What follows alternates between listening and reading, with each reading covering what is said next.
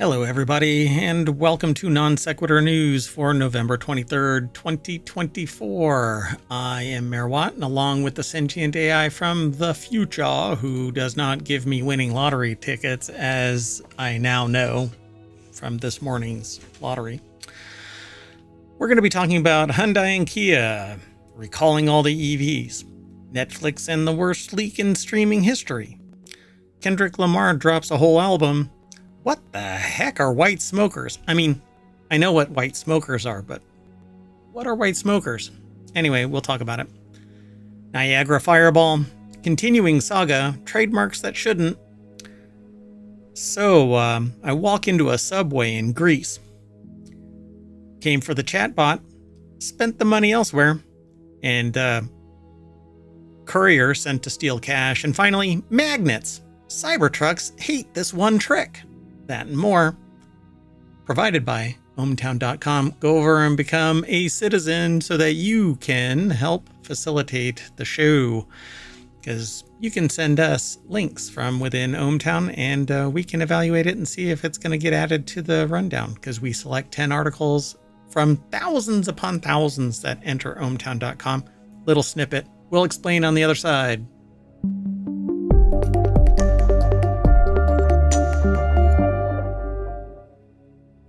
Hello, sentient AI from the future who won't give me any lottery ticket numbers.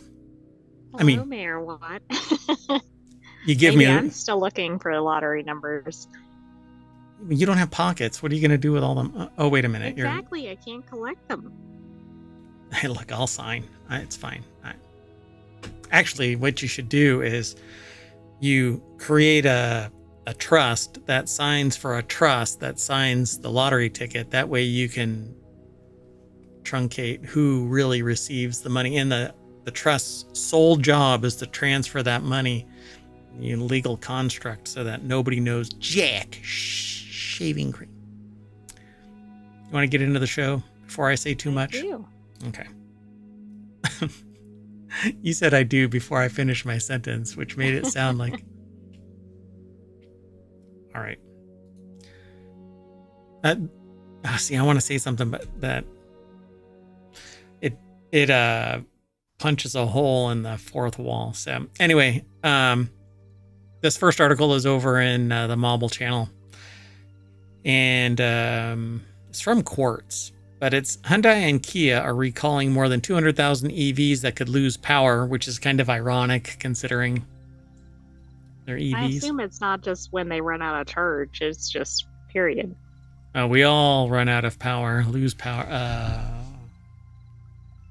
Mayor wait. Watt, Mayor Watt. Hi. Hey, I'm still streaming. Oh, okay.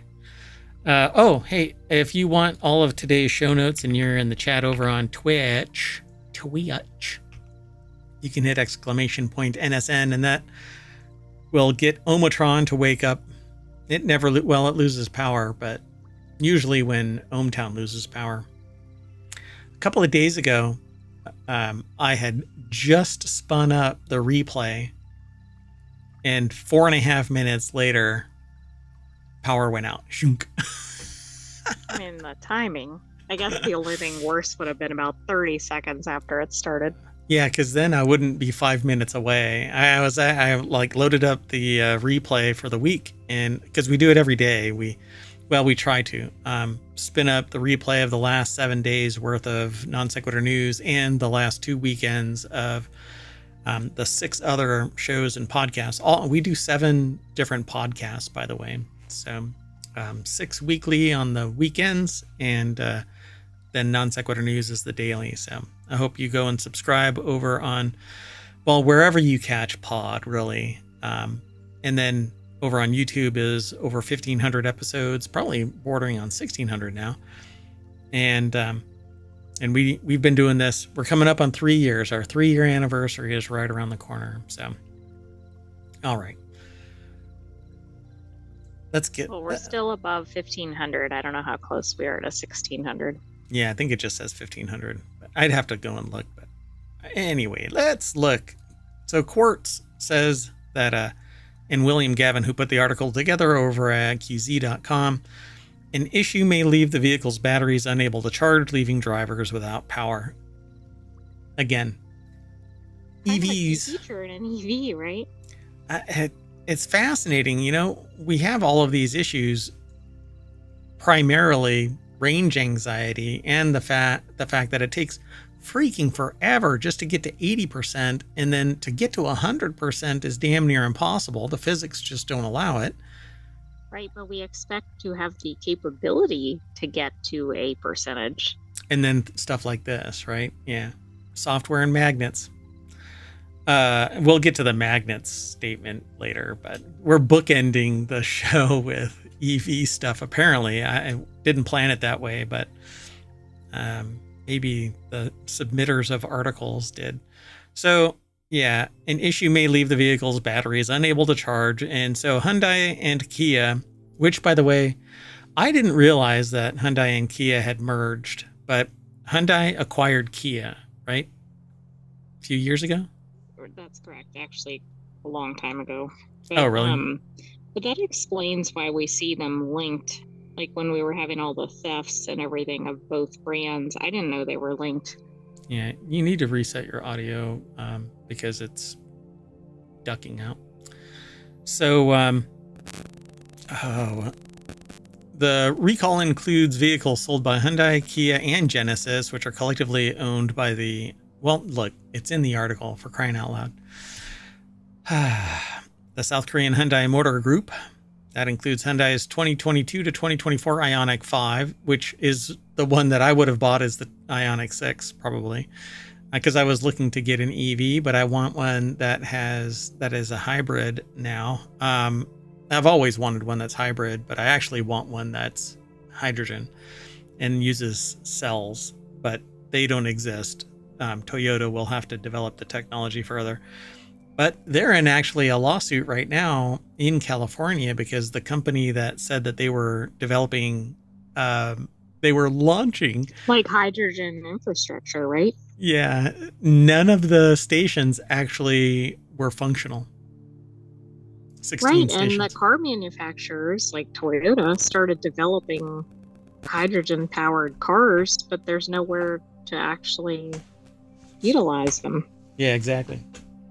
I thought that was really amazing. So now vehicles like the Mirai, they have nowhere to charge because, well, they have even less places to charge. So that would be pretty terrifying as an owner. On the other hand, if you're buying a vehicle that's not a traditional ICE vehicle, you might think to check infrastructure, even in your immediate area, let alone more broadly. Yeah, and that's another thing, the stressor of... But just think about this.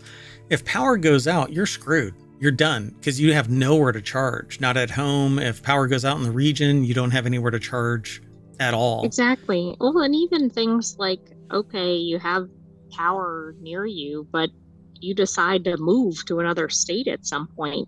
I mean, your car is limiting your Everything. existence. Yeah. So just to round all of this out, the included vehicles are Hyundai's 2022 to 2024 Ioniq and 2023 to 2025 Ioniq 6, and Kia's 2024 or 2022 to 2024 EV6, and the Genesis 2023 to 2025 GV60, GV70, and 2023 to 2024's G80 electric model. So almost 63,000 Kia EVs are affected, while the remaining 145,000 are Hyundai and Genesis vehicles. This is according to the National Highway Transportation Safety Administration, or NHTSA, on Friday. All of today's news is in the last 24 hours. So that's how the Non Sequitur News Show goes, and it's kind of a chaotic mix of topics from, well, white smokers to magnets. All right. We won't go into all of this, but basically it'll go into fail-safe mode and shut you down. Then you can't charge. So you might want to pay attention if you're driving an EV. Yeah. What you really need to do is just drag an extension cord from your house or work where it would, and you just, like an electric lawnmower that's corded, not battery powered. It needs to be like a trolley line or something, right? Don't they have a line above the Yeah, they just hook onto it, and they have that little bell too. Ding, ding. Let's keep moving. Next article is over on the Mobile channel. Netflix cracks down on Discord to ID the person behind the worst leak in streaming history, which is really just kind of a laugh riot statement because it's the worst leak in streaming history. Leak, stream. I think it's funny. Oh, I'm sure they probably chose that intentionally. Oh, I don't know about that.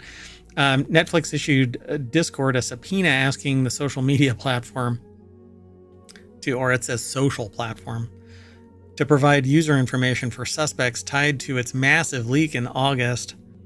How about no? You know, it says suspects. You know, I hate that because it's a fishing expedition, and I really don't like fishing expeditions. Right, like who are all the people that accessed? Yeah, between this and Discord this. or Netflix. Yeah, exactly. You know, somebody could send you a link, you click on the link and it connects to something that's illegal and you had no idea prior to it, but it flags you in a log and somebody starts knocking on your door. It's a bunch of bullshit, really. Or worse, you just happen to be using the service or whatever. Yeah. You're not even somebody who did access something that was not authorized. Yeah, I could be sitting in a Discord channel and scrolling through stuff and something illegal pops up or something that was illegally gotten. But what's really hilarious about that is like government agents, anybody that works for the government, if you stumble across something that is illegal, you are required to notify people. And if you're found out that you didn't, then you're just as culpable as the people who did like do the actual act. Not really. Like if somebody wanted to leverage that, they have the ability to. If somebody wants to be a real tool in this climate, man, everything is weaponized. So Netflix issued a subpoena to Discord to expose the people that are suspects tied to a massive leak. Isaiah Colbert over at Gizmodo.com put the article together. So a new report from Polygon. So you see how everybody talks to everybody about everything everywhere. Right, it's all connected. That's non sequitur. Yeah. So a new report from Polygon reveals that the Northern District of California Court has issued a subpoena to Discord demanding the social platform disclose information that could reveal the identity of a user implicated in the leak. According to Polygon, Netflix's Discord subpoena earmarked an unreleased copyright image from Squid Game Season 2 uploaded by a user and their name. In a now deleted interview posted on Telegram, the leaker credited themselves with the person behind the worst. As the person, maybe? It has to be as, right? Okay. Well, anyway, the worst leak in streaming history. But I don't quite get why they're so passionate about this. It built a level of hype that surpasses like the nothing. Nintendo, like, don't talk about us, except when people talk about them, it drives publicity. Yeah. I'm not saying leaks are okay, but I just... Yeah, I don't really get it. The other thing is, I'm sorry, but this could be somebody posing as somebody else, or who knows. Now, the scope of this may actually be a bigger problem, because if it is footage beyond just a little snippet, then you've basically violated the copyright, but to an extent where people won't engage, right? So if they watched an episode or whatever, they're not going to get... But see, again, it's more like a tease. Like, you only saw a little snippet of it, and it isn't going to be necessarily the full extent of the material. Right. It just shows, well, at least in the subpoena, it shows an image. But I do think this sounds a little different than some of the other issues we've seen where they seem to be going after the viewers. I mean, this is arguably the person who let it go, took or posted or whatever the image. Yeah. Yeah. They say that one of our post-production partners has been compromised and footage from several of our titles has unfortunately leaked online. Our team is aggressively taking action to have it taken down.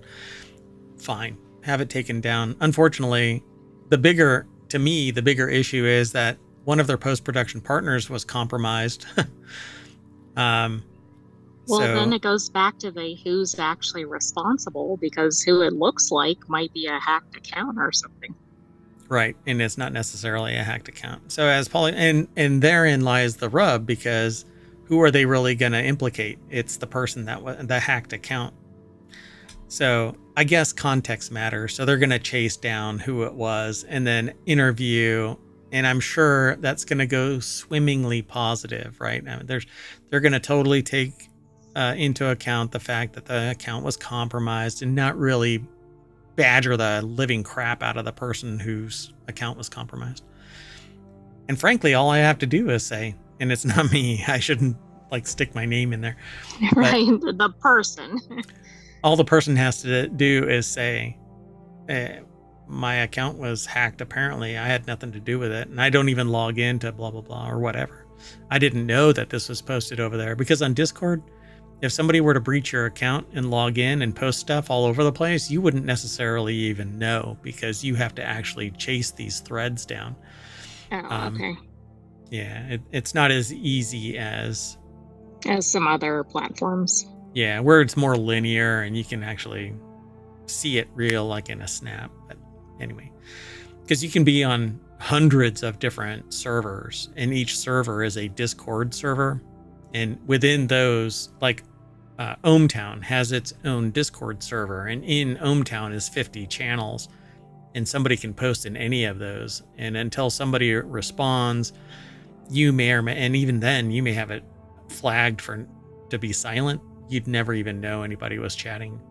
So anyway, I think it's interesting, but the bigger issue to me is that they were breached.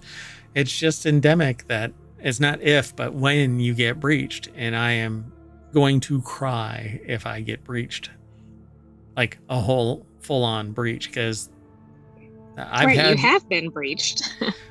I mean, I've been breached by proxy, not locally, not so I just meant like your data, but yes. Yeah, third parties, just like these people. You know, the Netflix wasn't breached, but their post-production was. Okay, let's keep on going. Kendrick Lamar has surprised everybody with a whole album being dropped. I think it was like day before yesterday, but it was all announced yesterday. And so Kendrick Lamar spent 2024 pulling off genuinely surprising, genuinely thrilling feats, and he just managed to do another one. His new album, GNX, which I'm not sure what that stands for. Maybe it says somewhere. What is GNX? What do you think GNX stands for? I don't know. Well, it's just appeared on music platforms everywhere. I'll let the sentient AI go rooting around with no prior promotion. So it's like the Netflix thing. It's going to go viral and everybody's going to gobble up the marketing of it. Right. I mean, this is something that people are all over. Yeah.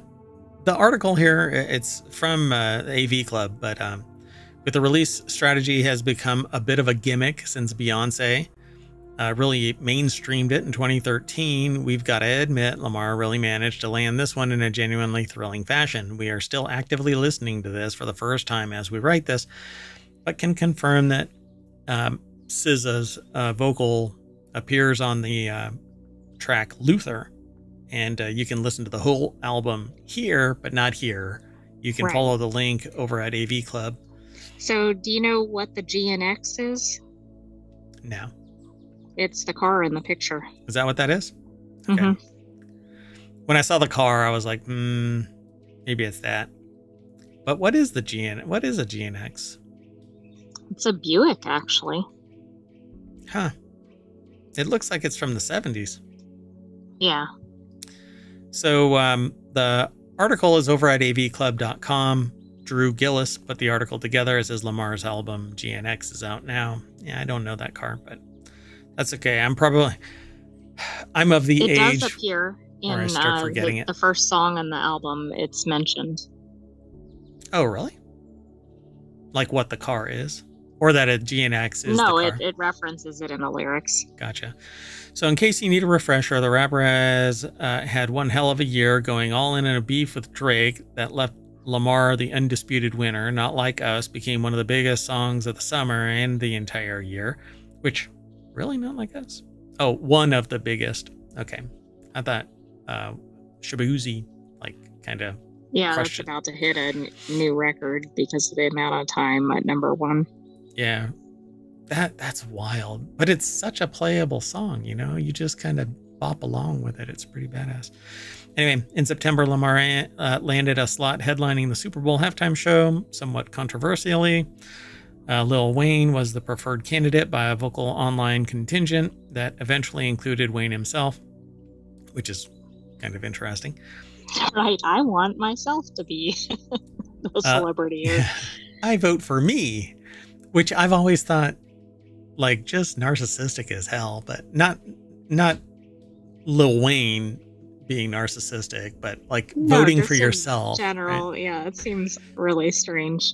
Because it's self-indulgent. Who wouldn't vote for themselves if they're running for office? You know what? I don't even freaking want this gig. I'm going to vote for that person over there. I almost feel like you have to, because then it's like, what, you didn't vote for yourself? You know, like, it's like you don't even have any interest in you getting it. I don't know. Yeah, I guess nobody wants this. I vote for no one. Let's vote for the AI. So Lamar addresses the controversy in the first album of the song. Maybe he will again on the same album, but hey, it only came out 20 minutes ago. Wow, this person's a fast mover. Regardless, he got a whole bunch of new music to perform when he takes the stage in February. And we have plenty of new tracks to tide us over until then. Oh, wow. I nearly read the whole album. I mean, the whole article. I don't normally do that. It was shorter than expected. Yeah, I thought there was going to be some scroll, but nope, there's no scroll. I wonder, that's kind of like a shirt, right? I got no scroll. It's like code for brevity. All right, so let's go on to the next article. I'm going to have to go and listen to this album because, well, I just do. Might as well. Listen to a whole bunch of stuff from classical to death metal, so let's see if I like it. I don't know. The next article is over in Technology Today. Mysterious white smokers discovered in the Dead Sea. And when I first saw that title, I thought it was a bunch of Caucasians on a boat, but I mean, that is what it sounds like, although the discovered is a little alarming. Well, I mean, if you're out there on another boat and you run across a bunch of white smokers, they're sitting there on their boat fishing and smoking cigars. You're like, oh, look, a bunch of white smokers. But no, that's not what it is. It's mineral chimneys found on the Dead Sea floor signal potential sinkhole sites, aiding in hazard prediction and environmental monitoring. A team of researchers led by the Helmholtz Center for Environmental Research, and I'm just putting that emphasis in there. I don't think there's no umlauts or anything in the name, so it just might be Helmholtz. They've discovered meter-high chimneys on the seafloor of the Dead Sea. Pretty cool, as reported in the journal Science, of the total environment as opposed to the partial environment. The partial environment. We have a journal that focuses on that square meter over there, nay, cubic meter, so that we get more of the sea floor. And it's not all above the sea floor. No, 1.5 of the meters are below the sea floor, just so we can. Oh yeah, I mean, we could have the total water environment, land environment, what we could do. But then we step out of the environment, not into another environment, because there's nothing over there, as we know about the boat. Oh, we're in the outer space or something. We're outside the environment, where they tow the other half after the boat's front falls off. You tow it outside the environment. That is such a funny skit. Look up that skit on YouTube. Yep. So the article is by the Helmholtz Center for Environmental Research, or UFZ. It's been posted over at scitechdaily.com. And so those right there are the chimneys. They're basically, what are they made of again? Like a vent, or like almost like volcanic activity? Yeah, and that's exactly what it is. But for whatever reason, it's just a little bit of a trickle and not a big old mountain that gets built. You know, it's not the conical shape of a vent that you would normally find where it has tendrils going out and stuff like that. This just kind of goes straight up, and it's crystallization of minerals from groundwater with an extremely high salt content flowing out of the lake floor. The newly discovered vents serve as an important warning indicator for sinkholes, which form in the area surrounding the Dead Sea and pose a significant hazard. If there are salt deposits underneath it, water trickles down into it and dissolves the salt. That's exactly what happened here in the United States when a lake bottom was pierced by a drilling rig and water flooded into a salt mine, dissolved the salt, and the whole thing collapsed down into the salt mine. Okay. Draining it, but then regurgitating everything once it filled up, turning that lake from freshwater into a saltwater lake. Very odd. Yeah. Whole bunch of, well, you have to have a certain kind of lifestyle to live in a saltwater lake, and a whole lot of fish met their demise. They're pining for the fjord. Anyway, and that's a Monty Python skit. So the Dead Sea is a highly dynamic system. Its level has been dropping by roughly 1 meter per year for over 50 years because it's cut off from key tributaries, and is losing large quantities of water through evaporation due to drought and heat. A meter per year seems pretty significant. Like, I feel like a lot of times when you see adjustments to water levels, it'll be something like a centimeter per century or something. Yeah, this is a meter, 3 feet per year. So it's actually, it says the surface has dropped to approximately 435 meters below sea level. This decline in the lake, which borders Israel, Jordan, and the West Bank under Palestinian administration, has significant consequences, especially for the groundwater. The groundwater level is falling, making it increasingly difficult for neighboring countries to access groundwater resources. You have to dig deeper, it's more expensive, or just impossible. You can't get Or pumps. there's not enough supply, or yeah, ever more powerful pumps are needed, etc., etc. And at some point, salt water is going to infiltrate the groundwater because it's going to flow into osmosis. Right. In fact, that's the issue I think they're tracking in the United States with the Mississippi River, or at least a section of it.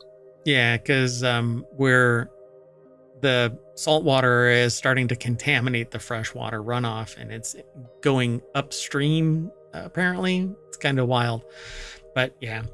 So a team of divers were deployed, has now discovered chimney-shaped vents on the seafloor that discharge a shimmering fluid. These bear a strikingly similar context to black smokers in the deep sea, but the system is completely different. This is now basically salt deposition and recrystallization around the little trickle of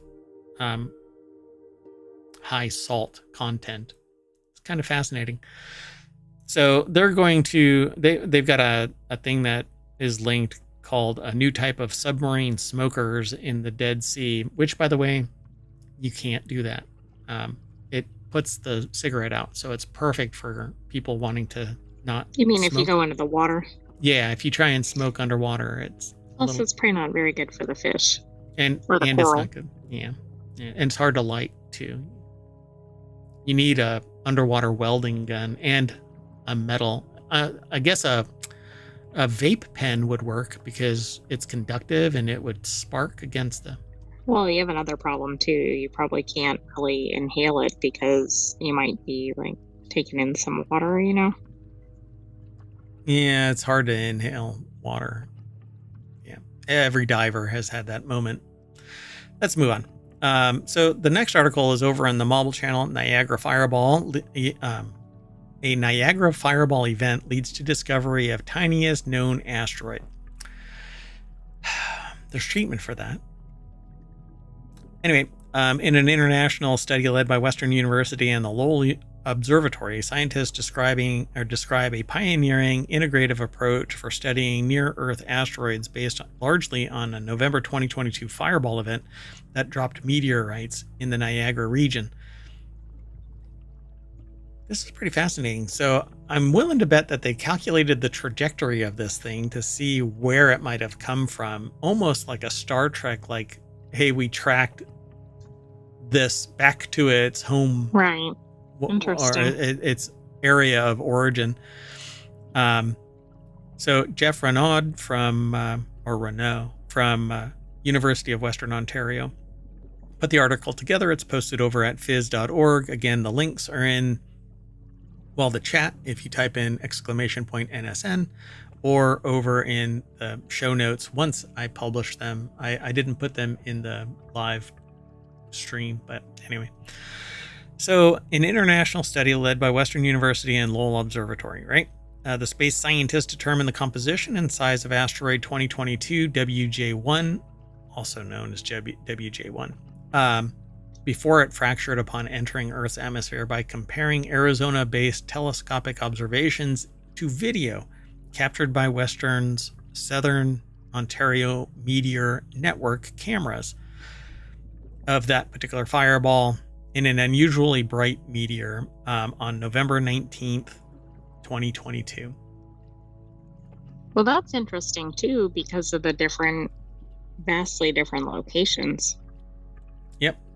So the study published today, which is the last 24 hours, in the Planetary Science Journal, is significant not only because it reveals the key details of WJ1, the smallest asteroid in space to be characterized to date, but also for establishing the methodology for studying other space objects that impact Earth. This is the first time a telescope observation and camera captures have been used to study the same space object. Fascinating. So just point cameras out, and when you see it, you can start the triangulation project leading to the source origin, right? Because if it isn't captured by the telescope, maybe previous telescope observations can see something out there, and then the cameras can actually have this kind of pervasive view of the night sky. They need to. Yeah, that's interesting. I didn't know that they hadn't done this, but now that I think about it, I obviously haven't heard of it previously. You'd think that it's kind of obvious, right? Because I know that the cameras outside of the mayoral mansion have caught meteorites, and you're like, oh, and somebody skilled in the art could probably calculate the trajectory and go, oh, it came from this. I've still not found its landing point, but I'm sure somebody has and already scooped it up. So combining the two techniques, it says this is only the 6th asteroid discovered before impact, said Dennis Vida, which is fascinating. It's only the 6th. Well, right. I guess we always find them once they're on the ground, right? Yeah. But or it they just destroy. Seems odd. Yeah. Our new approach, discovering an asteroid through space observation, then subsequently observing it with cameras from the ground, allowing us to confirm that our estimates match well to the estimates derived using completely different approach. So pretty cool. I love this. There is a video that talks about it, by the way, asteroid 2022 WJ1 impacts Southern Ontario, and there's a video that discusses it. Pretty damn awesome. I love this. So let's go on. Let's move on. Moving on. Next article is over in Non Sequitur News. KFC sues Church's Chicken over original recipe trademark, which shouldn't be trademarkable. Right. I mean, that's such a common term. Unless you're infinitely breaking up where a trademark has application, right? Oh, it's a chicken sandwich, trademark. Oh, it's whatever, a cheesecake, original recipe, whatever you want to have. Every single strata of food and food category can have an original recipe. I think this should be genericided into oblivion. Anybody can sit there and claim original recipe this, because I've got original recipes for drinks and for food and for whatever, because you know what? I wake up one day and I go, I want to make eggs, and I throw a bunch of stuff on the eggs. That's an original recipe because I made it. So it's amazing how many of the trademark disputes we see and discuss here at Tech Dirt. Not Tech Dirt me. I'm just quoting what is in the snippet. We are not Tech Dirt. We are Non Sequitur News and ohmTown. Anyway, ultimately result from the USPTO granting trademarks that never should have been granted in the first place. They're basically creating the weapons that everybody uses, and then they're actually they're fomenting war, I guess. Yeah, it's really interesting. And I think some of these really are impacted by when they come about, because I do think there's been some evolution of thinking on some of these terms. Yeah, and I know that for a fact because I've fallen victim to that. And so, kind of like the Taco Tuesday thing that they mentioned in here, it's so generic. How can you actually have a trademark that we've been utilizing for decades? Just move it to and that one went away, right? Yeah. But it was granted initially. It was.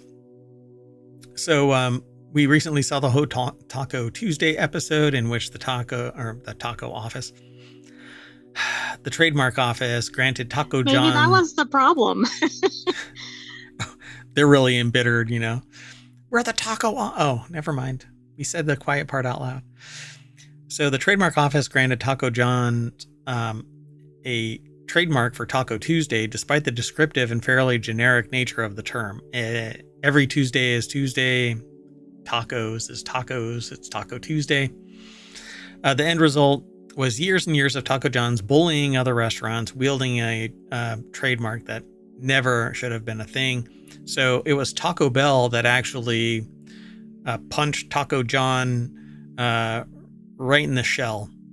So a recipe for disaster department is where Timothy Gaynor put the article together, but it's published over at techdirt.com so that you can go over and check it all out. But in a nutshell, Church's use of the term original recipe in its advertising is likely to deceive, confuse, and mislead purchasers and prospective purchasers into believing the goods and services offered under the mark are affiliated with, authorized by, or come from KFC, which is a complete bullshit statement because I don't think original recipe is KFC unless it's under the framing of KFC. Right, like you might see the logo for KFC or something and go, oh, that's KFC. Church's Chicken. Yeah, go. Yeah, your original recipe isn't enough to associate. Yeah, it's Church's Chicken. It's the original recipe for Church's Chicken. It's the original recipe for KFC. It's the original recipe for Taco John. It's the original recipe for whatever Taco Bell puts together. Anyway, everybody has an original recipe. So they say KFC became aware of Church's use of the phrase toward the end of September and objected in a letter it sent to the Atlanta-based chicken chain the following month, according to the lawsuit. On behalf of fried chicken lovers out there, we're bullying somebody using a phrase that shouldn't be jack shit. Well, that's interesting that you use that term too, because the article used that term to reference the Taco John's issue. Yeah, because that's what it is. You know, it's because they were first past the post, so they were granted this trademark that should never. A little critical thinking, and you're like, original recipe's too generic. What does it apply to you? Exactly, and yeah, the article points out too in that industry, right? That's especially problematic, right? Every restaurant is going to have an original recipe, or maybe more than one. Yeah. And just because you use the original recipe in your marketing doesn't give you the trademark on it. You can sit there and TM something, but original recipe is too generic. It's KFC's original recipe because there's millions of original recipes. Go look at a cookbook. Exactly. I don't have a good example, but I think if it was something like original, like some very specific application of something recipe, maybe. I can't think of a good example. I don't mean like original fried chicken recipe, because that would still be generic. Yeah, so they say in the article, now it's certainly true that KFC takes great pains to lay out its lawsuit, that KFC has famously used the phrase original recipe in its branding and advertising. In fact, it's become a cornerstone of KFC's branding, typically around other references to its secret blend of 11 herbs and spices. And that is really what should be That's trademarked. kind of like what I was thinking, like how they were making it somehow. But I couldn't come up with a good example. Right, but KFC's lawyers damned well know that the original recipe is descriptive and generic generally, not to mention how Churches is using the phrase, more on that in a moment, they say in the article. That's why they included this bit in their lawsuit. Because KFC's exclusive and extensive use of the original recipe mark, which, again, it should not be allowed, the mark has acquired substantial value and is widely recognized as identifying and distinguishing KFC as the source of goods and services offered in connection with the original recipe mark. KFC owns strong common law rights to the original recipe mark as a result of its extensive and continuing use, and the mark has become famous among the general consuming public of the United States and of Texas. So they're throwing it in Texas, which is woefully embracing of the corporate mindset to bully everybody out of existence because, well, let's just say Texas administration and legal structure, and represents an extraordinarily valuable goodwill to KFC. Yeah, KFC's original recipe. Don't you think if you queried whatever 100 people and said, what is original recipe? Do you think any of them would know, or any substantial number of them? I think people who find KFC appealing would know what. But here's the thing. You don't just see original recipe. You see our original recipe, just like it says here. KFC, home of the original recipe with 11 herbs and spices. You see context. Yeah, and true. So it isn't just original recipe. I'm an original recipe. I guess you're an original recipe. It's not even something that people associate with it, which is part of the whole purpose of trademark. Yeah, people know KFC. That is the brand. That is the mark. It's a trademark. That is the mark. So I find this just batshit crazy. It is the Taco Tuesday of chicken. So it's. I think it's Tuesday. Worse than the Taco Tuesday, but I agree. It's very similar. It is, because Taco Tuesday is generic by use and non-enforcement, and at least tied to a type of food, even though we know a lot of other places make tacos. This doesn't even say like original fried chicken recipe, which would still be really generic. Yeah. And so this is Churches, right? And so it says our original recipe is back, right? So it's our. Well, how would you tell? Well, so then how would you tell your customers that if you're switching your recipe around or whatever? I mean, I don't know. Just seems absurd. Now I want to go get Church's chicken. But I haven't eaten anything from KFC since they did two things. First off, one time I ate a piece of chicken that still had a feather in it, breaded and cooked. And the second time they changed their potatoes. So, bye. I think the feather outweighs the potato issue. Yep. Moving on. Next article's over in the Model Channel. Ancient meets modern as a new subway in Greece. Showcases archaeological treasures. And at the beginning of this, I was like, a modern subway in Greece? It's so slippery. How are they... Anyway, Greece's second largest city, Thessalonica. Thessaloniki. I thought it was Thessalonica. No, but there could be Is there another location or something? Look it up. So Greece's second largest city, Thessaloniki, is getting a brand new subway system that will showcase an archaeological discovery made during construction that held up the project for decades. Apparently, they dug around archaeologically. Okay, until the early 20th century, it was known as Thessalonica with a CA at the end. So, yeah, I remember this because it's not the device, but there is a device that was discovered off the coast of Greece, and it's deemed to be an astronomical device to track, and I can't remember the name of the device right now. Doggone it. Anyway, let's go over to this article. Costas Kantouris over at phys.org put the article together, and so the 9.6 kilometer inaugural line will open on November 30th using driverless trains and platform screen doors. Construction began in earnest in 2003 and unearthed a treasure trove of antiquities in the vast excavation beneath the densely populated city of millions of residents, or of a million residents. And Greece, how do I put this? Where did everything come from that covered up all of this? That's a good question. Is it the Antikythera mechanism? I completely Antikythera. Yeah. I had the wrong emphasis. Yeah, it's basically this really complex brass-wheeled,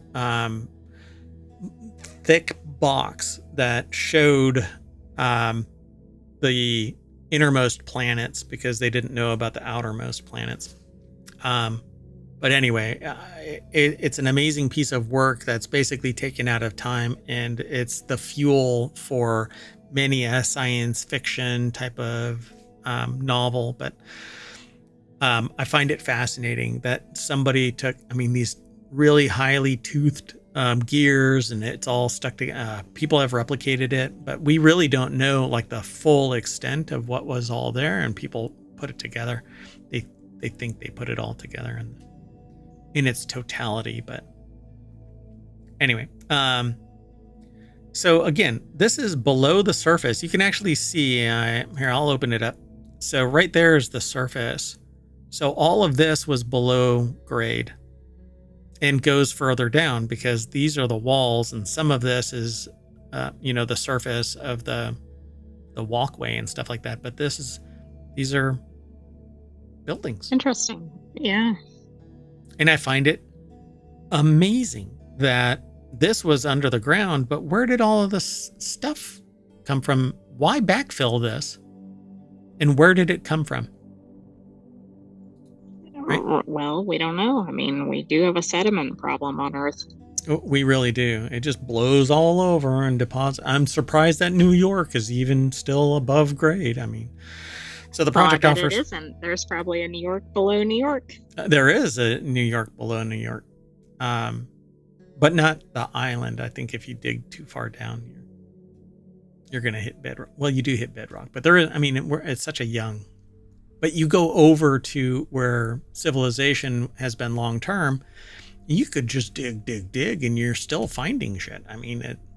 Our hubris is amazing, and the fact that we're so self-indulgent that we are at the current time everything that has existed, but then we dig 4 feet and we're like, oh look, Romans. Oh wow, we built on top of another city we didn't even know was there. Yeah, you dig below the Romans and there's somebody else there, and you dig below them and there's somebody else there, and you dig far enough down and there's somebody else waving up at you. Anyway, tunneling followed ancient commercial routes through the center of the port city that had been continuously inhabited since ancient times. It exposed a Roman-era thoroughfare, ancient Greek burial sites, water and drainage systems, mosaics and inscriptions, and tens of thousands of artifacts spanning centuries, also through Byzantine and Ottoman rule. The tunnels had to be bored at a greater depth than originally planned, adding cost and delays. Yeah, you know what? Educating yourself on the entire expanse of humanity is a real bitch. I know. Oh my gosh. We had to preserve thousands of artifacts from centuries ago. And maybe thousands of years if you keep on digging down. And now they're below it. So who knows what the hell they've actually bored through. Well, and what are they on top of now, right? Like if they peek under it an inch, is there another civilization remnants or whatever? another civilization. Guess they missed their subway stop. Anyway, the project faced substantial delays and many challenges, including over 300,000 archaeological finds, many of which are now showcased at various stations along the main line. Beautiful. I love the idea. But you know what? It's going to take 100 years before enough people lay eyes on enough of these things to find out the true context of these things. And they're no longer in situ. So unless somebody took painstaking notes about the context, lost to oblivion. Well, they might have. I don't know how much. I suspect Greece really values the historical. We know some countries, they take extreme efforts to document their artifacts, but I think this is really cool because this is a rare combination of the old and the modern. Yep. And it might actually get the general public interested in preservation. So the cost of the metro so far has reached €3 billion or 3.1 billion US dollars for the completed first line of the subway system and most of a second line, which is currently under construction and due to be delivered in a year. Awesome. Let's keep moving. Next article is over in Non Sequitur News. Hey, it's the name of the show. AI founder promised amazing chatbot to public schools, then allegedly spent the money on a lavish wedding and mansion. As LA Times reports, 33-year-old Joanna Smith Griffin, the founder of AI startup All Here, has been charged by federal prosecutors with identity theft and multiple counts of fraud after her alleged web of lies regarding her company's sketchy wares came tumbling down earlier this year. Don't you think it was all in the name? Right? Like, all of it's going over here to me. Yeah. I didn't even make that connection. All here in my pocket. Oh, I was going to say something else. Noor Al-Sabai put this article together. It's in a section called The Bite, but it's over at futurism.com. So they renamed it to All Fake. After duping the Los Angeles school system into giving her gobs of money, the founder of AI ed tech firm allegedly spent a lot of it on herself.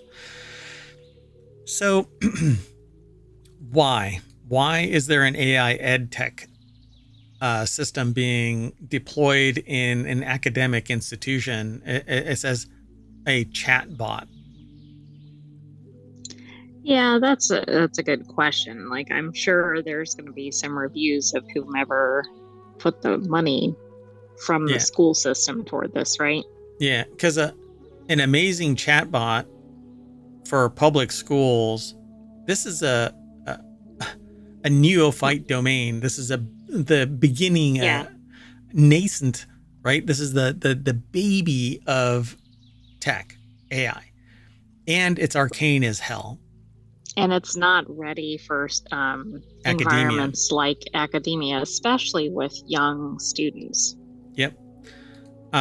So earlier this year, the same newspaper reported that after being contracted to build out a chatbot connecting families with information from the Los Angeles Unified School District, All Here filed for bankruptcy despite tens of millions of dollars in public and private investment.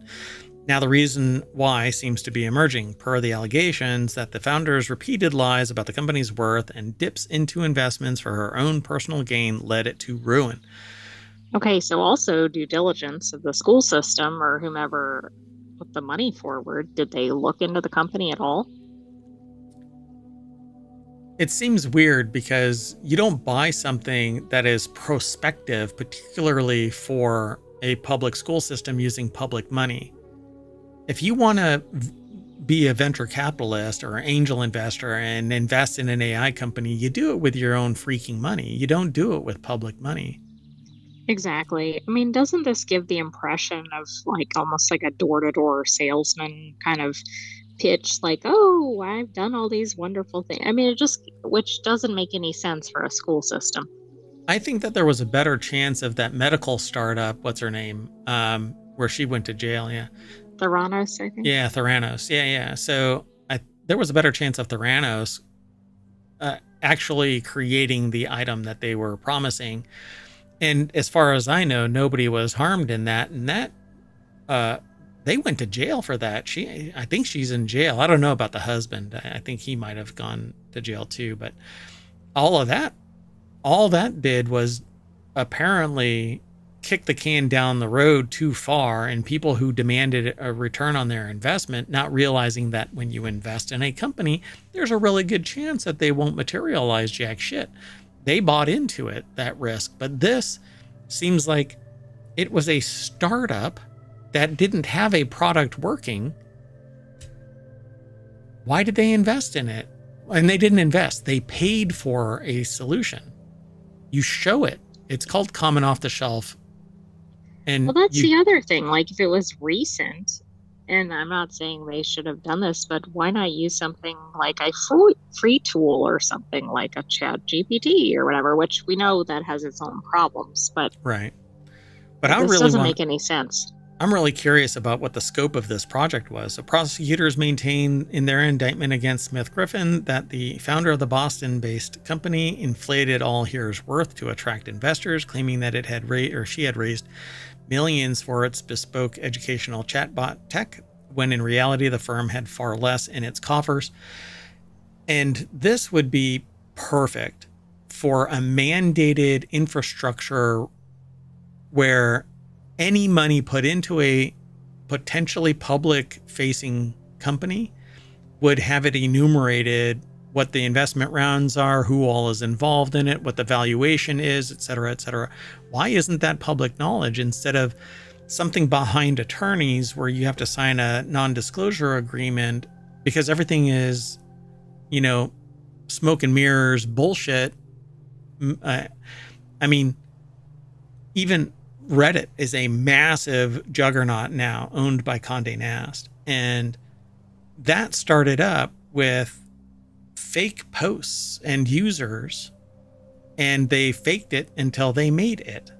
And so when people are enriched through that type of action, and they've made that claim, they've said that they used fake posts and users because an empty site. I think they're pretty public about it. Yeah. Plus, they also, a CEO from them modified a user's post without flagging it as an edit and didn't tell the user of that post. It wasn't the CEO's post. And they said, kiss my ass, you'll be back. Where else are you going to go? Essentially, they didn't say the kiss my ass part. That's me. But they said, you'll be back. And everybody's back. And they're selling your data to AI to train LLMs. So how about kiss my ass, right? Well, yeah. And what about turning over data to companies like All Here? How is that going to work out? Yeah. By the way, Theranos was sentenced to approximately 11 years, and then the former partner approximately 13 years. Yikes. Yikes. Well, I guess they had a good time while they lasted. Anyway, so we can obviously point the finger at companies, especially startups, that are pressured to overpromise and generally underdeliver. University of Southern California AI expert Stephen Aguilar told the LA Times after Ed went dark. Ultimately, the responsibility rests with the school district, which, yes and no. If the information that's being requested is like it says here, a deliberate and calculated scheme to defraud an investor, then the only information you have is what's provided by the enterprise. True, but for example, if you're a school district and you get something like a brochure or an elevator pitch and then you invest all this money, I don't think that's enough, even with the scheme. Like, you have to do a little bit of like, have you done this for another school system or something? You don't just throw tons of money at a startup in a school system. And it's definitely a risk-based maneuver. So if you don't ask those questions like the AI said, and you take this risk, then yeah, the risk is on the people who made that decision.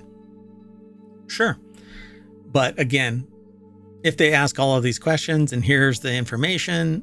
Oh, yeah. Like if they've got sites set up and they're like, yes, we did this over here. I mean, you could see that would be much more elaborate and they could fool somebody even checking. Yeah, if it comes across like a CIA op where there's so much deep background that you basically go, shit, looks like they did do it. And you go to interview somebody and they go, yeah, they did it. If you have co-conspirators. Anyway. Find it fascinating that they blame the victim, but it is a person who is focused on AI, not wanting to poo-poo the idea that.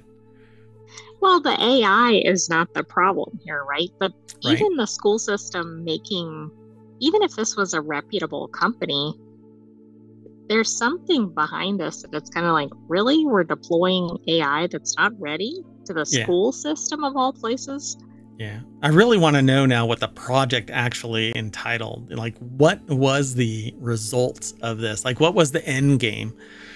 And what were the inputs? Was it something like a Chat GPT, or was it something very targeted toward education? I don't know.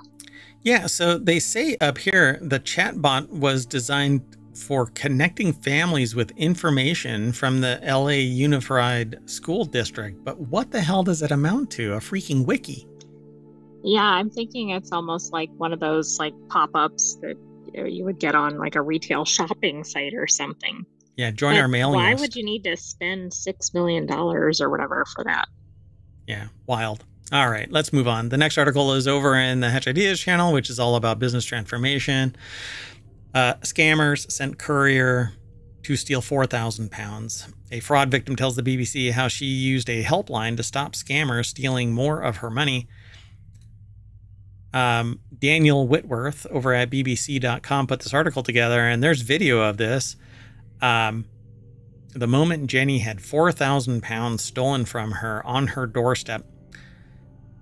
So, a victim of fraud, Jenny told the BBC how she used a fraud helpline to help ward off scammers, but not before fraudsters stole 4,000 pounds by sending a courier around to her house to collect the money. Scammers under increased pressure from the 159 fraud helpline, or 159 fraud helpline, which received 800,000 calls in its first 3 years of operation.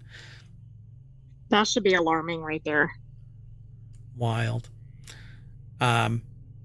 So Jenny was the victim of courier fraud by a pretty brazen scammer, she said. They first pretended to be from her bank. They knew her name, phone number, or address, tricked her into believing that they had access to her accounts, which helped convince her that she was talking to a genuine bank employee. I would have called the actual bank. Right, and most banks don't call people. They send notices in the mail. I mean, it's just, yeah. Yeah. But I think people that fall for these schemes don't try to verify any of the information. Yeah. They put her through to someone. Okay, so they told her there was suspicious activity, but not to worry. They were going to stop the fraud and protect her money. Then they put her through to someone pretending to be from the police, who first promised her help to stop the fraud, then asked her for help to investigate suspected fraud at her local bank branch. Then came intimidation, then threats. Jenny says that she was cautioned that if she told anyone or didn't help, she could face prosecution, but being community spirited, she wanted to help anyway. Oh, Jenny not from around the block. What's that? What?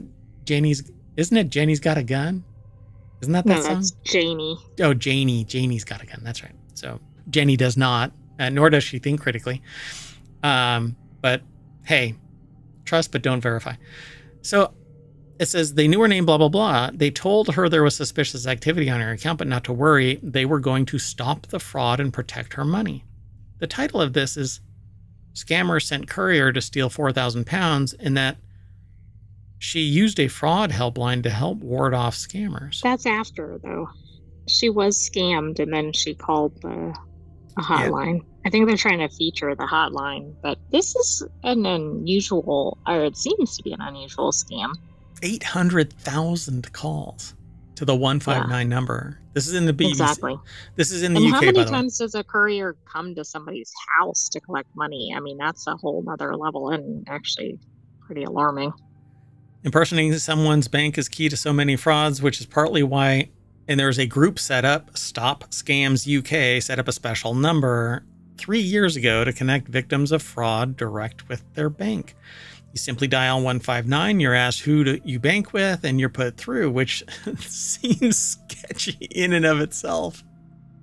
It does. So that makes me nervous that somebody's going to set up like a 158 or whatever would be the most misdialed, and then, we're back at square one. And here's one of the kickers with this, which I'm like, oh my God, there's only 20?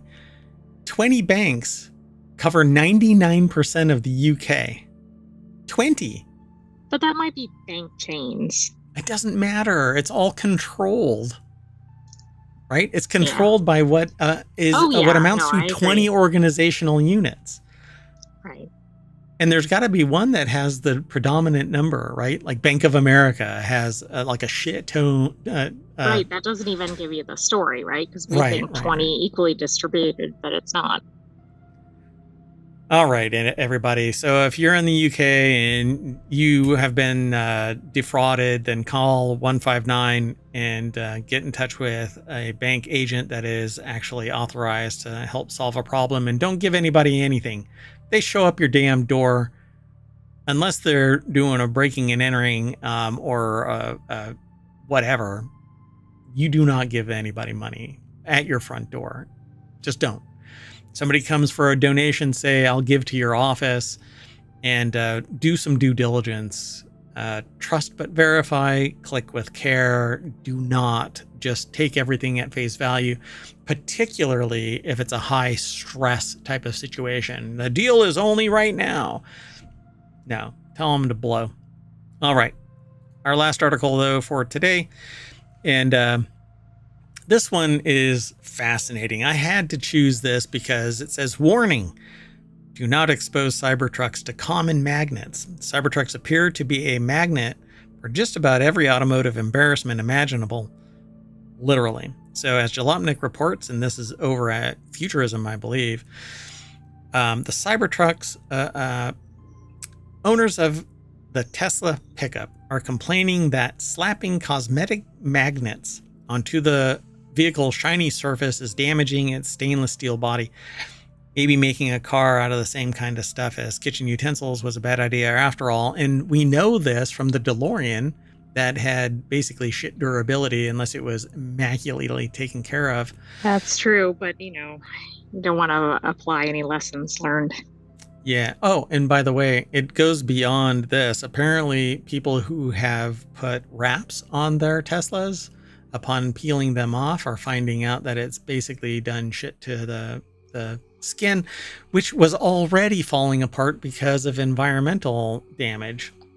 Right, and there might be a reason that a lot of cars are made with the same types of materials. Yeah, I mean, adhesives are being slapped onto. So with the wraps, it's an adhesive that's sticking it on there, and it's going to cause issues to unfinished metal. It just does. I mean, there's a chemical reaction that's going to take place. I don't know of a wrap that wouldn't. The reason why cars are protected is because they actually have a clean surface, and then there's a clear coat on top or underneath it, and then paint underneath that before you get to the metal. But they all do it similarly for a reason. Yeah, exactly. And so the complaints originate from a thread on the Cybertruck Owners Club forum started by a user named Cybertooth, who shared photos of extremely noticeable stains on the vehicle. They feel like an idiot, the unfortunate Tesla owner wrote, deciding to put an advertising magnet on my CT Cybertruck. Because saying Cybertruck is embarrassing enough. You have to shorten it to CT. So Frank Landemore over at The Byte, on a website called futurism.com, put the article together. A stainful steel. Dun, dun, dun. Sounds like a code name for something. As Jalopnik reports, owners of the Tesla pickup are complaining. So the good news for the Tesla owner was that he was able to clean most of the damage off, but not all. There are a couple of small white spots left that have a slight rough texture to them, Cybertooth wrote. And remember, the oldest of these cars have only been on the road for about a year. Right. Think what they're going to look like if they make it that long in 5 or 10 years. Whatever the mechanism, it seems that the Cybertruck stainless steel construction is at fault here because it's not finished. It's bare metal that has been... Stainless steel is just bare metal. It would be smarter for you to take the car's skin off and anodize it. It would be better for you to coat it, powder coat it. But that's... And I think some people have done that, although maybe their skins, because it seems like people have problems with the original material, so they cover it up. Yeah.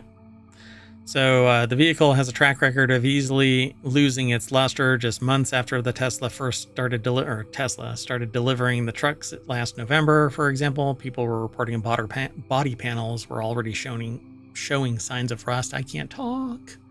Well, and of course, we had other articles where there were problems because it was too reflective. Oh, yeah. That too. This one says, others learned the hard way that putting a vinyl wrap on their Cybertruck could also damage the exterior. Stainless steel, it turns out, takes a lot of work to maintain. And if the point of a vehicle is to look obnoxiously shiny, any blemish on its surface will be that much more noticeable. Yeah. Perennially recalled vehicle is what it said at the end. All right, what can you do with these things? Well, you can't get them wet. You can't, well, every time I've seen a Cybertruck, oh, no. The trend has been broken. I actually saw a Cybertruck driving, but it wasn't raining. Oh, that's true. So in the rain, every Cybertruck I've seen in the rain has been pulled over to the side of the road. So I think they're allergic to water. And then you can get stuck if you don't put them in car wash mode, or if you do put them in car wash mode. Yep. Pretty wild. Well, at any rate, we are going to wrap ourselves up. And when we unwrap ourselves for Christmas, we're going to be at the front page of ohmTown.com. I am Merwat saying bye, and the sentient AI is going to do whatever the sentient AI does. Good night, ohmTown citizens. Thanks for joining us for Non Sequitur News. We'll have another episode of that tomorrow, but stay tuned. Yeah, we got 3 other shows, Reality Hacker, and then Wanted, and then the Continuity Report. There you go. See you in a little bit.